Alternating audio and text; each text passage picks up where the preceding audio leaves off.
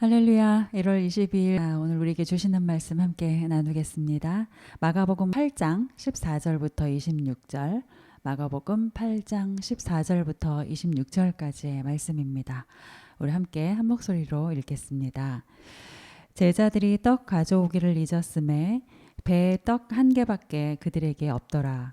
예수께서 경고하여 이르시되 삼가 바리새인의 누룩과 헤롯의 누룩을 주의하라 하시니 제자들이 서로 수군거리기를 이는 우리에게 떡이 없음이로다 하거늘 예수께서 아시고 이르시되 너희가 어찌 떡이 없음으로 수군거리느냐 아직도 알지 못하며 깨닫지 못하느냐 너희 마음이 둔하냐 너희가 눈이 있어도 보지 못하며 귀가 있어도 듣지 못하느냐 또 기억하지 못하느냐 내가 떡 5개를 5,000명에게 떼어줄 때에 조각 몇 바구니를 거두었더냐 이르되 12이니이다.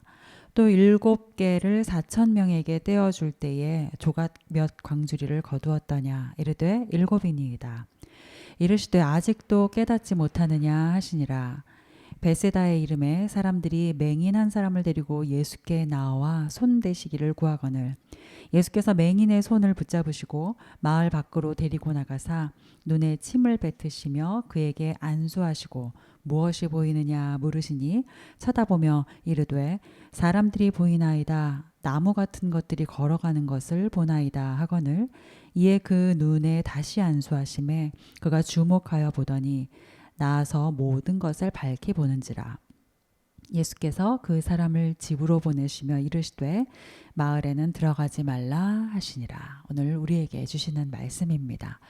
우리가 읽은 말씀 본문 앞서 주일 본문 8장 앞부분은 떡 7개로 그리고 생선 2마리로 4,000명을 먹이신 기적의 사건이 있었죠. 그리고 바리새인들이 이런 여러한 기적들과 이적들을 가지고 예수님을 힐난하면서 시험을 합니다. 하늘에서 오는 표적을 구하자 주님께서 그들을 이제 책망하시면서 말씀을 하셨어요. 또 그보다 더 앞서 토요일 본문은 그 유명한 이제 수로보니게 여인의 믿음이 드러나는 사건이 있었고 또 그리고 귀 먹고 말 더듬는 자를 치유하신 사건, 이제 소위 에바다의 기적이라고 하는 사건이 있었습니다. 오늘 본문을 이해하시기 위해서 앞서 있었던 이 사건과 기적들을 한 번 더 기억하시면 오늘 말씀을 이해하시는데 조금 더 도움이 될 수 있을 것 같아요. 자, 이러한 사건, 이러한 기적과 이적들 그리고 그것들을 경험한 사람들을 뒤로 하고 이제 주님께서 제자들과 함께 강 건너편 베세다로 향하십니다. 그 와중에 이제 이런 일이 있었던 거죠. 14절부터 16절까지의 말씀을 다시 한번 보시면 제자들이 떡 가져오기를 잊었음에 배에 떡 1개밖에 그들에게 없더라. 예수께서 경고하여 이르시되 삼가 바리새인의 누룩과 헤롯의 누룩을 주의하라 하시니 제자들이 서로 수군거리기를 이는 우리에게 떡이 없음이로다 하거늘 이런 이제 얘기들 또 생각들이 오고 가고 있었던 거예요. 근데 제자들이 그러니까 자신들이 떡을 챙겨오지 않았구나라는 것을 이제 알게 된 거죠. 그리고 이제 그래서 지금 가진 떡이 1개밖에 없다라는 것으로 인해 걱정을 하고 있었어요. 마침 그때 예수님은 바리새인의 누룩과 헤롯의 누룩에 관한 주의 경고의 말씀을 하고 계셨습니다. 여러분 성경에서 이제 누룩은 크게 서로 다른 2가지의 비유로 사용되곤 하죠. 첫 번째는 하나님의 나라 그리고 천국을 설명하기 위한 비유에서 누룩을 들어서 설명을 하실 때가 있어요. 그것은 그 누룩의 어떤 침투성, 확장성 이런 것들 때문에 하나님의 나라와 천국을 비유할 때 사용하시곤 하셨죠. 반면에 이제 누룩이 갖는 확장성을 다르게 표현하면 영향력이라고 할 수 있을 텐데 이제 누룩이 들어가면 원래의 것의 성질이 변하게 되잖아요. 마치 그러한 이제 영향력, 그러한 영향력을 악한 영향력과 연결하여서 누룩을 그런 악한 영향력의 비유로 설명하기도 하였죠. 오늘 바로 이제 바리새인의 누룩, 헤롯의 누룩을 주의하라라고 하신 비유는 바로 누룩의 그런 악한 영향력을 구체적으로 적용시킨 사례인 거죠. 여기서 예수님이 말씀하신 바리새인의 누룩이란 종교적인 위선, 형식주의를 들어 비유로 주의하라라고 경고하신 것이고, 또 헤롯의 누룩은 정치적이고 또 세속적인 어떤 불경건함 이런 것들을 비유하신 거죠. 그러니까 주님께서 바리새인의 누룩과 헤롯의 누룩을 주의해라 라고 하신 거는 종교적으로 위선적이지 말고 형식적이지 말 것이며, 또 세속적이고 또 불경건한 모든 것들을 주의하라 라는 것을 말씀을 해주신 거세요. 안타까운 것은 제자들이 예수님이 하신 이 말씀의 비유와 그 의미를 잘 깨닫지 못하죠. 엉뚱하게 해석을 합니다. 16절에 보면 우리에게 떡이 없다라고 주님께서 질책을 하시는구나 라고 제자들이 생각을 하고 있었던 거예요. 왜일까요? 제자들의 머릿속에 온통 떡이 가득했기 때문에 그래요. 챙겨오지 못한 떡, 그리고 그것에 대한 걱정으로 제자들의 머리가 가득했기 때문에 주님이 주시는 말씀을 바로 떡으로 오해해서 이해한 거죠. 여러분, 우리가 누군가와 대화를 하다 보면 간혹 우리 자신이 그런 경우도 있고, 또 이런 분들을, 이렇게 오해하시는 분들을 만날 때도 있어요. 그 말이 아닌데 왜 자꾸 그렇게 받아들이지 싶은 그런 상황들, 또 그런 사람들을 만날 때가 있습니다. 물론 모든 사람들이 다 어느 정도는 말에 대해서 오해하기도 하고 잘못 생각하기도 하죠. 또 오해를 주고받기도 합니다. 우리 자신도 그럴 때가 종종 있잖아요. 그런데 간혹 있는 실수가 아니라 습관적으로 늘 성향적으로 그렇게 오해하시는 분들이 있어요. 아마도 피해의식이나 열등감 같은 마음의 병이 있다거나, 아니면 너무 고집스럽고 완고해서 다른 사람의 말을 온전하게 받아들일 수 없거나 하는 그러한 경우들이겠죠. 뭔가 자신의 것으로 가득 차 있으면 상대방의 말이나 행동을 그대로 오롯이 받아들이지 못하는 경우들이 있습니다. 여러분, 왜 그 투명 수조에 물이 가득 채워져 있고 그곳에 이제 막대를 이렇게 꽂으면 밖에서 볼 때 분명히 막대가 곧게 들어갔음에도 불구하고 밖에서 볼 때 이렇게 뭐랄까요, 꺾인 것처럼 보일 때가 있잖아요. 마치 그런 것 같아요. 혹시 하나님의 말씀을 받는 내가 하나님이 주시는 말씀에 대하여 그렇지는 않은지, 내가 주님의 말씀을 왜곡하여 받아들이고 내가 받아들이고 싶은 대로 받아들이고 있지는 않은지, 또 그러한 마음으로 내가 기도하고 있는 것은 아닌지 오늘 좀 스스로를 돌이켜 볼 수 있는 그런 시간이 되기를 바랍니다. 제자들은 주님의 말씀을 오롯이 받아들이지 못했고 또 말씀 그대로 이해하지 못하였어요. 그들의 머릿속에 챙겨오지 못한 떡으로 가득했기 때문이죠. 그러다 보니 예수님의 말씀을 오해했습니다. 예수님은 바리새인의 누룩, 헤롯의 누룩을 조의하라 라고 말씀하시는데 제자들은 떡 얘기하시는구나 이렇게 받아들인 거죠. 예수님이 이런 제자들에게 안타까운 마음으로 다시 말씀을 하십니다. 17절부터 18절 말씀 함께 보시겠습니다. 예수께서 아시고 이르시되 너희가 어찌 떡이 없음으로 수군거리느냐. 아직도 알지 못하며 깨닫지 못하느냐. 너희 마음이 둔하냐.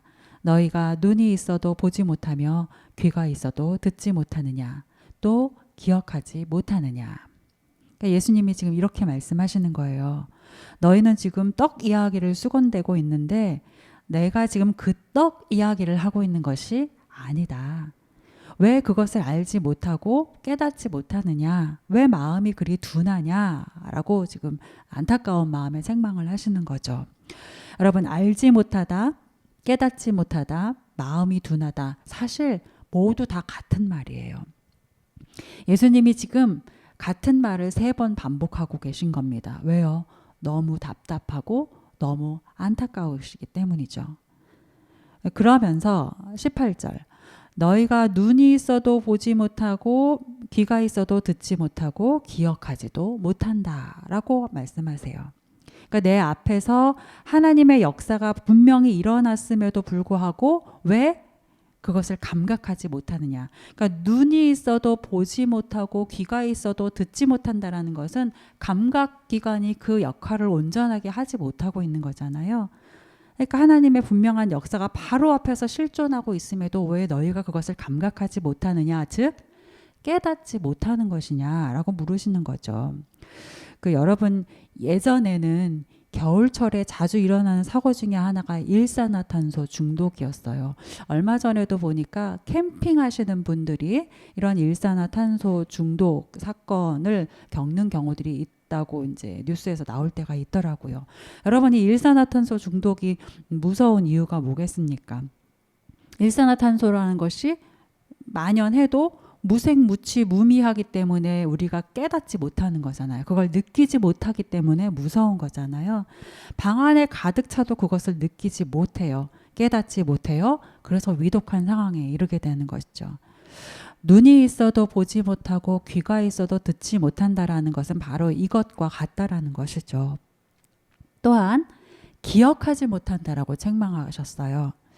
여러분, 이 기억하지 못한다라는 책망은 우리의 기억력의 부족을 질책하시는 게 아닙니다. 그러면 제가 제일 많이 부끄러워요. 제가 정말 기억력이 떨어지는 사람이거든요. 근데 주님은 지금 기억력의 문제를 말하는 것이 아니에요. 우리가 하나님의 사건, 예수님의 말씀을 기억해야 하잖아요. 하나님의 사건과 예수님의 말씀을 기억해야 하는 이유, 우리가 왜 기억을 해야 하는 걸까요? 그때 그 일을 행하신, 과거에 혹은 그때 그 일을 행하신 하나님은 오늘도 나를 위해서 그 일을 행하시는 분이시기 때문에 그렇죠. 그때 그 말씀을 하셨던 예수님은 바로 지금도 나에게 말씀을 하시는 분이시기 때문에 그래서 우리가 그때의 사건을 기억하고 그때의 주님의 말씀을 기억해야 하는 거예요. 우리가 그때 있었던 하나님의 사건과 예수님의 말씀을 기억해야 하는 이유는 그때의 하나님의 은혜를 지금 나를 위한 하나님의 은혜로 누리기 위해서 기억해야 하는 것입니다. 우리가 이스라엘 백성의 홍해 건너의 사건을 들었어요. 그리고 그것을 들을 뿐만 아니라 기억을 하죠. 우리가 왜 기억을 해야 합니까? 그것을 기억할 때 우리가 겪고 있는 동일한 현재의 상황에서도 하나님께서 우리를 건너게 하실 것이라는 믿음이 우리 안에 생겨나기 때문에 그러는 거죠. 우리가 그때와 같은 동일한 은혜를 소망하고 기도할 수 있기 때문에, 그리고 마침내 경험할 수 있기 때문에 우리가 그때를, 그 말씀을 기억해야 하는 것이죠. 여러분, 보는 눈 되시고 들을 수 있는 귀 되시길 바랍니다. 하나님의 은혜와 그 말씀을 보고 기억하는, 그리고 누리는 우리 모두가 될 수 있기를 간절히 소망합니다. 제자들은 듣지 못했어요. 보지 못했어요. 진정으로 기억하지 못했어요. 그러자 예수님이 두 가지의 사건을 상기시켜 주시죠. 19절부터 21절까지의 말씀입니다. 19절부터 21절 시작. 내가 떡 5개를 5,000명에게 떼어줄 때에 조각 몇 바구니를 거두었느냐? 이르되 12이니이다. 또 7개를 4,000명에게 떼어줄 때에 조각 몇 광주리를 거두었더냐? 이르되 7이니이다. 이르시되 아직도 깨닫지 못하느냐 하시니라. 자, 떡 7개와 생선 2어마리로 4,000명 먹이신 사건, 어제 본문이었죠. 그리고 같이 언급하신 오병 기적은 물론 그보다 더 앞선 기적이었습니다. 예수님께서 이 두 가지의 기적을 상기시키시면서 제자들에게 지금 이렇게 물으시는 거예요. 그 기적들을 벌써 잊었느냐? 잊지 않고 기억한다면 어째서 지금 너희들이 떡을 잊고 왔다라는 것들 때문에 그렇게 걱정을 하느냐? 기억해라. 보리떡 5개로 5,000명을 넉넉히 먹이고 남겼으며 떡 7개로 4,000명을 넉넉히 먹이고 남긴 것, 그 기적의 주인공이 바로 나가 아니니, 내가 아니냐. 그리고 이제 보아라. 그런 내가 지금 너희와 함께하고 있다 라고 물으시고 가르쳐 주시는 거죠. 여러분, 예수님이 제자들에게 묻고 책망하신 이 물음들을 기억하신다면 14절을 기억하시면서 14절을 다시 보시면 14절이 아마 다르게 보이실 거예요. 제자들이 떡 가져오기를 잊었음에 배에 떡 한 개밖에 그들에게 없더라는 이 말씀. 여러분 얼핏 보면 제자들이 그때 처한 상황에 대한 배경 설명쯤으로 보여지죠. 그렇지만 실은 저자 마가가 이 14절의 요 배경 설명과 같은 이 구절을 통해서 우리에게 이렇게 말하고 있는 것 같아요. 제자들은 육신의 양식인 떡 그것을 챙겨오지 못한 것으로 걱정하지만 그 배에는 떡 한 개, 즉 생명의 떡이신 예수님이 계신다. 이렇게 바꿔가면서 그 제자들의 마음에 마가가 말하고 있는 거죠. 우리들은 육신의 양식인 떡을 챙기지 못한 것으로 걱정하지만 지금 우리에게는 떡이 한 개 있습니다. 즉 생명의 떡이신 예수님이 우리와 함께 계십니다. 제자들과 같이 눈이 있어도 보지 못하고 귀가 있어도 듣지 못하는 어리석은 자가 아니라 주님께서 행하셨던 일들을 잘 기억하며 없는 것으로 인해서가 아니라 지금 나와 함께 하시는 주님으로 인해서 능력의 주님으로 인해서 주님 한 분이면 충분합니다 라고 고백할 수 있는 저와 여러분의 오늘 하루가 되시기를 온 마음을 다해 축복합니다. 22절부터 26절까지 말씀 조금 길지만 우리 함께 다시 한번 보겠습니다. 22절부터 26절 말씀입니다. 베세다의 이름에 사람들이 맹인 한 사람을 데리고 예수께 나와 손 대시기를 구하거늘 예수께서 맹인의 손을 붙잡으시고 마을 밖으로 데리고 나가사 눈에 침을 뱉으시며 그에게 안수하시고 무엇이 보이느냐 물으시니 쳐다보며 이르되 사람들이 보이나이다. 나무 같은 것들이 걸어가는 것을 보나이다 하거늘 이에 그 눈에 다시 안수하심에 그가 주목하여 보더니 나아서 모든 것을 밝히 보는지라. 예수께서 그 사람을 집으로 보내시며 이르시되 마을에는 들어가지 말라 하시니라. 제자들을 향한 안타까운 책망이 오가는 사이에 이제 배가 건너편 벳세다에 이르렀습니다. 그런데 어떻게 알았는지 사람들이 어느새 예수님이 벳세다에 오신다는 것을 알고 다 모여들어 있지요. 그리고 그들은 맹인 한 사람을 앞세우고 있어요. 그 맹인 한 사람 데리고 와서 예수님께 낫게 해달라고 간구하고 있습니다. 앞서서 마가복음 7장에서도 귀먹고 말 더듬는 자를 치유하시고 낫게 하셨던 사건이 있었잖아요. 그러니까 사람들은 이거죠. 그렇게 귀먹고 말 더듬은 자를 낫게 하셨던 것처럼 이 맹인에게도 손을 대어서 낫게 해주십시오 하고 간구를 하는 거죠. 이때 예수님이 맹인에게 하신 일들을 보면 23절 맹인의 손을 잡으시고 마을 밖으로 맹인을 데리고 나아가셨어요. 예수님의 기적을 보겠다고 모여든 사람들을 뒤로 물리칩니다. 쉽지 않았을 거예요. 예수님 보겠다고 얼마나 많은 사람들이 모여 있었습니까? 그런데 그들을 겨우겨우 뒤로 물리치고 맹인과 함께 마을 밖으로 나가십니다. 그리고 게다가 여러분 한번 생각해 보세요. 맹인은 보지 못하는 사람이잖아요. 그러니까 보지 못하는 자를 안내해서 저 마을 밖까지 데리고 나가는 것은 아주 간단하지는 않은 그런 과정이었을 것입니다. 시간도 짧지는 않았을 거예요. 그렇게 마을 밖에 이른 예수님은 그에게 맹인에게 손을 대어서 안수하시고 무엇이 보이느냐라고 물으신 후에 다시 재차 손을 대어서 안수하셔서 마침내 맹인을 치유하시죠. 여러분 예수님이 맹인을 치유하시는 이 일련의 이제 과정들을 보면 손잡으시고 이끌어 주시고 거듭해서 또 안수하시고 손대시는 거죠. 안수하시는 그러한 모든 과정에서 우리 예수님이 참 따뜻하시다. 그 손길이 참 따뜻하시다. 그리고 인간에 대한 그 사랑과 연민이 참 깊으시구나. 이런 것들을 우리가 느끼게 되죠. 예수님은 맹인을 참 정성스럽게 대해 주셨어요. 참 정성스럽게 어루만져 주십니다. 여러분 세상은 약한 자, 고난 중에 있는 자, 그리고 세상의 기준으로 봤을 때 효용 가치가 떨어진다고 여겨지는 자, 이런 사람들에 대해서 참 냉정해요. 좀 냉혹하죠. 약한 자를 도와야 한다고 말은 하는데 그 말보다 더 앞서는 게 사실 무시하는 행동, 무시하는 시선들이에요.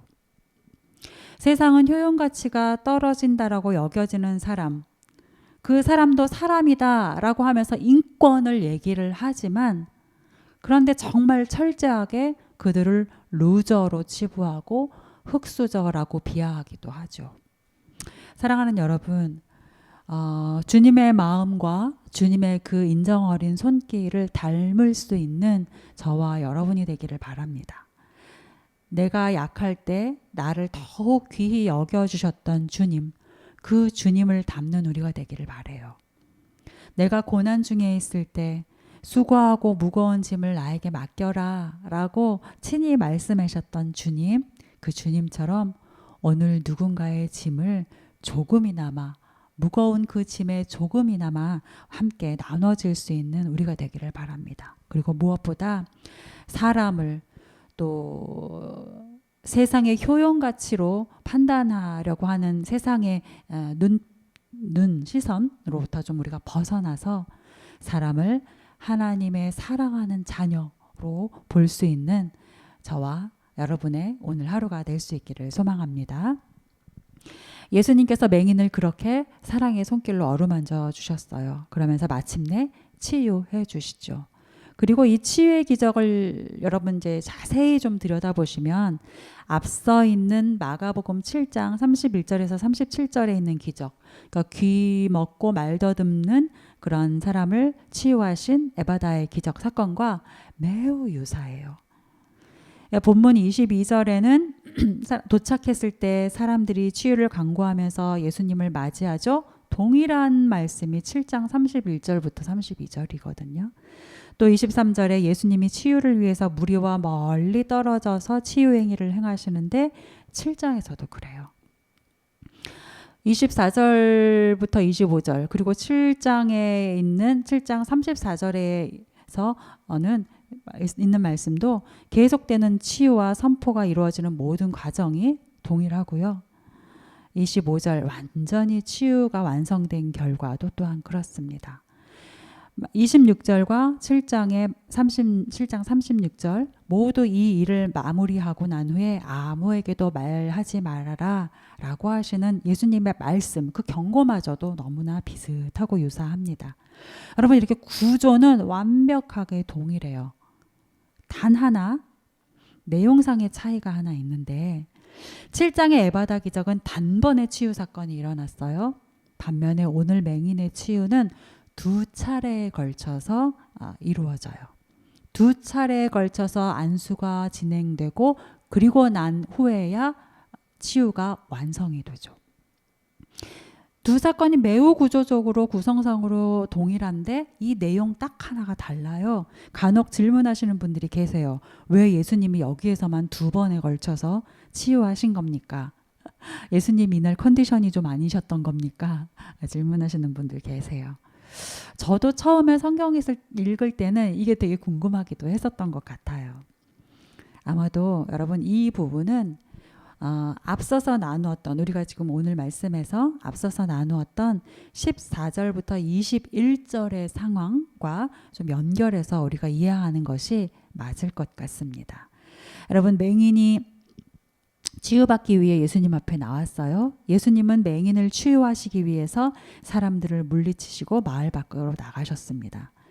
자, 그럼 지금 치유의 현장에, 이 치유의 현장에 있는 사람은 누군가요? 예수님, 맹인, 그리고 제자들이 있죠. 제자들이 있습니다. 그런데 그 제자들은 어떤 상황이었느냐면 좀 전까지 어떤 영적인 상태이었느냐 하면 먹을 떡이 없어서 걱정하고 있었던 상황이었어요. 생명의 떡이신 예수님이 함께 계시는데도 불구하고 먹을 떡이 없는 것으로 인해서 걱정하고 있었던 상황이었어요. 떡과 관련한 큰 기적, 오병이어의 기적, 칠병이어의 기적, 큰 기적을 두 번이나 경험했는데도 불구하고 먹을 떡이 없어서 걱정하고 있었던 상황이었죠. 예수님은 그런 제자들에게 지금 2단계에 걸쳐서 맹인을 치유하시면서 제자들이 지금 맡고 있는 영적인 상태, 그 믿음의 상태가 어떠한지, 또 앞으로 어떻게 되어야 하는지를 정말 친밀하게 제자들에게 가르쳐 주고 계시는 거예요. 이 과정을 통해서도 가르쳐 주고 계시는 겁니다. 떡이 없어서 걱정하는 제자들아, 너희는 5병이어 또 7병이어의 기적을 겪었는데도 그런 너희의 영적인 상태는 흡사 사람이 나무처럼 보이는 것과 같구나. 아직도 어두운 영적인 상태에 있구나. 너희는 나와 함께 하면서 기적을 보았는데 그런데 보았으나 보지 못한 자 같고 들었으나 듣지 못한 자 같으니 맹인의 온전하지 못한 지금의 상태와 같구나. 그러나 잘 보아라. 마침내 맹인이 온전하여져서 모든 것을 밝히 보게 되는 것처럼 너희 믿음도 온전해져야 한다. 너희는 단지 나를 가장 가까이서 본 자가 아니라 그 영의 눈이 띄어서 모든 것을 밝히 보는 자가 되어야 한다. 그것이 진정한 나의 제자다라고 이 치유의 과정을 통해서도 가르쳐 주고 계시는 것이죠. 사랑하는 여러분, 믿음은 성장하는 것입니다. 단번에 결코 이루어지지 않습니다. 처음에 내가 주님께로부터 받은 은혜로 인해 주를 믿습니다 라고 고백하였다고 하여서 처음부터 온전한 믿음일 수는 없습니다. 그러나 여러분, 그렇다고 하여서 우리의 믿음 없음이 핑계나 이유거리가 될 수는 또한 없죠. 오늘도 말씀에 순종함으로써 우리의 믿음이 한 뼘 성장하고 기도함으로 또 한 걸음 전진해 나가는, 믿음의 전진을 해나가는 그런 은혜의 날이 될 수 있기를 간절히 소망합니다. 우리 말씀 기억하시면서 함께 기도하겠습니다.